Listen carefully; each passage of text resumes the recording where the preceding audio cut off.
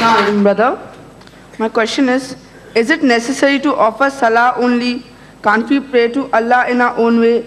And will it be accepted by Allah? And did the earlier prophets pray like how we do? And did they pray 5 times a day?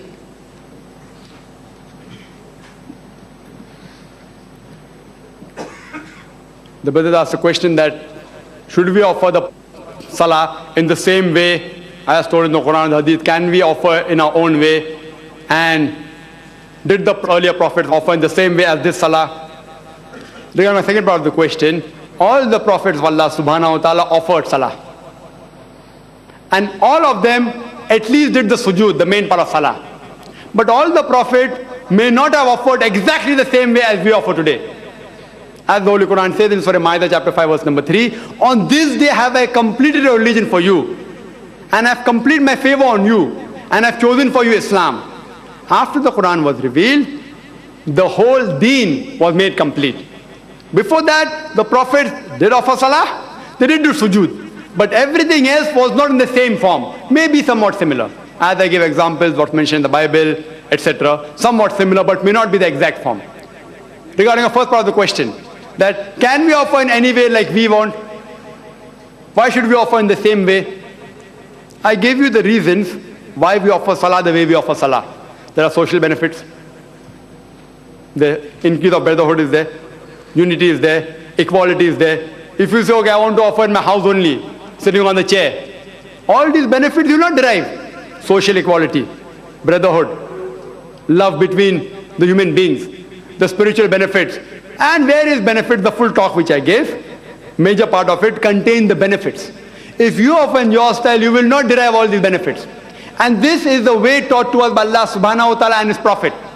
If you think you are better than the Prophet, you can try it, but you will fail. As the Holy Quran says in Surah Al-Imran chapter 3 verse 54, Makru makrallahu wallahu khairul makirin. The unbelievers plotted and planned. Allah too planned. Allah is the best of planner. So Allah has shown you the way, this is the best. If you think you are better than Allah subhanahu wa ta'ala and want to improve on Him, you can try it, you will fail. Like Allah gives the challenge, try and produce a surah better than the Quran. People have tried, they have failed. So if anyone thinks he's better than Allah and the Prophet, is as good as kufr. That's why the unbelievers, they pray the way they pray. But anyone who has faith in the Holy Quran and Allah subhanahu wa ta'ala and the Prophet, they will only follow the way showed by the Prophet, as the Holy Quran says, Atiullah wa atiur Rasul. Hope that answers the question. The next question is from Brother Ridwan A. Hamid Khatib. Assalamu alaikum. I work in Jeddah, Saudi Arabia. Once I called a Muslim Filipino friend of mine for salah. He said, I have offered salah in Holy Kaaba many times. And one prayer in Holy Kaaba is equal to 1 lakh times. Therefore, there is no need for me to offer salah for the next few years. How shall I answer him?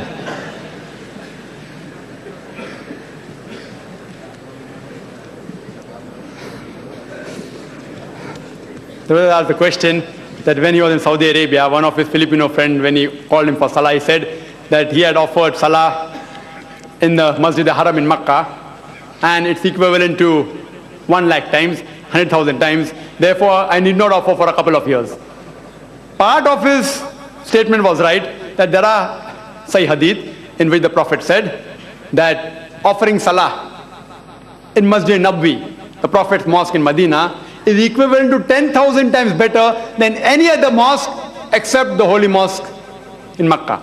And if anyone offers salah in the holy mosque in Makkah, it is equivalent to 100,000 times of prayer offered in any other mosque. This is the Sahih Hadith, and I agree with it. But people have failed to understand its context. These sawabs that you get are the additional sawabs which you get. It doesn't substitute for any of your other fard salah. The Prophet didn't say that if you offer 1 Fajr salah is equal to 100,000 Fajr salah offered somewhere. No. In sawab, in getting blessings, you will get 100,000 times. That does not mean that you can miss 100,000 Fajr in your life. That doesn't mean that. And to give you an example for a better understanding, how when we appear for examination, we have that you get bonus marks if you play cricket, you get 5 marks extra. So those people who want admission in medical college, engineering colleges, they have a few marks reserved for NCC, for sports, for badminton, for football. If you take part in intercollegiate cricket match, football match, you get those additional 3 or 4 or 5 marks. But if someone says, this is helpful if you want admission in a medical college where you get 95% marks. If you get 94.5, these few marks is helpful for you to get admission in a medical college. But if someone says, I will only play cricket throughout the day, throughout the year, throughout my life, and 5 marks extra, I will get 100 marks and then get admission to a medical college, do you think you'll get? He plays cricket day and night, night cricket, day cricket. Full day, full night, full year, 10 years. And then he goes to the exam and says, see, I've played so much cricket. See, this cricket match is bonus marks. That okay, besides the main examination, you're getting additional marks for doing something else. So you will get sawab, you will get blessings, but these blessings don't substitute the farais which you have to do. It only comes into consideration when you have offered the fard. These are bonus marks. So if a person offers a salah in Masjid Haram or Masjid Nabwi, he will get multiple times sawab, but it will not substitute for the fard salah he has to offer every day throughout his life. Hope that answers the question. I am Mr. Mahesh Mehta. I am a businessman. So people who are going in a mosque here in India, it is compulsory to wear a mosque cap. But in Iran and Morocco, the people who are going in the mosque, they are not wearing the cap or they are not covering their head. Why?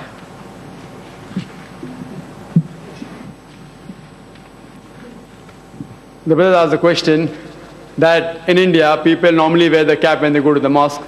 But when he went to Iran and Morocco, etc., people don't wear the cap when they offer salah. Brother, there is no verse in the Holy Quran or the authentic hadith which says that wearing a cap is fard. It's compulsory for offering salah. No way it is there. But there are some hadiths which say that the Sahaba, they did cover the head, always. So in that way, if a person covers the head for respect, alhamdulillah. Because if you analyze that in the Eastern culture, for respect, we wear the cap. If you go to England, they say, hello ma'am, and they take out the cap. Hello ma'am, how are you? So take out the cap. That culture is taking out the cap for respect. Eastern culture is wearing the cap for respect. But we Muslims, we don't follow any culture of England or this, because it's a sign of respect. And there are hadiths saying that Sahabas, they always covered the head. Not with a cap, sometimes with a cloth if you go to Saudi Arabia, etc. But there's no hadith or Quranic verse which says it is fard to wear a cap. So if a Muslim offers salah without a cap, inshallah even that salah will be accepted. It's not a fard. But if someone says wearing a cap is wrong, even then I don't agree. If someone wears to wear a cap, because no hadith says that if you wear a cap, your salah will not be accepted.